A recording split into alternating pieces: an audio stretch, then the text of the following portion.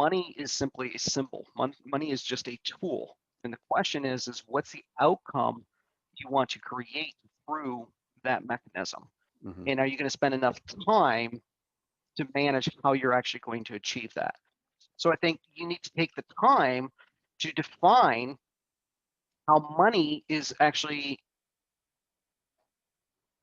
aligning to the value that you can offer other people. And if you're not aligned with it, people smell BS and people will sniff you out and go, no, I'm not gonna buy. You Time have to, versus money, are they the same? What's the difference? well, they're relational, right? So if you want money, are you gonna spend the time to have a relationship with it?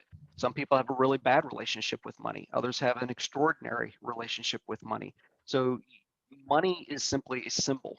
Money is just a tool. And the question is what's the outcome you want to create through that mechanism?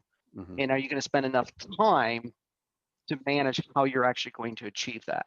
So, you know, what I do with my students is I just spent several weeks with them saying, define what your value is and then define how you want to break that down. So if you want to be a life coach, for example, what do you think your value is? Think your value is $1,600 a a session?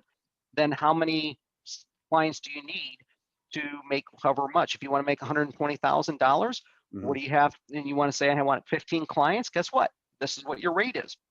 So I think you need to take the time to define how money is actually aligning to the value that you can offer other people. And if you're not aligned with it, people smell BS and people will sniff you out and go, no, I'm not gonna buy. So you've got to figure out, what are you worth, and then spend the time to back that into, well, how many clients, how many products, whatever, and how many do I need to meet with in order to get there, in order for that money to work for you. Personally, I don't want to work 52 weeks out of the year. I want to take time off to go do some philanthropy and those kind of things. So guess what? My rate per client is higher, but I deliver and exceed the value of what I receive in return. Notice I never use the word charge. I don't charge my clients anything because that means that I'm doing an expense. But if I see it that I'm creating an investment for them, what's the return on that investment? And I receive in exchange for the value that I deliver a certain amount of money.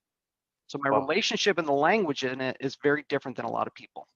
that's a great way to look at it. It's not an expense; it's an investment for them.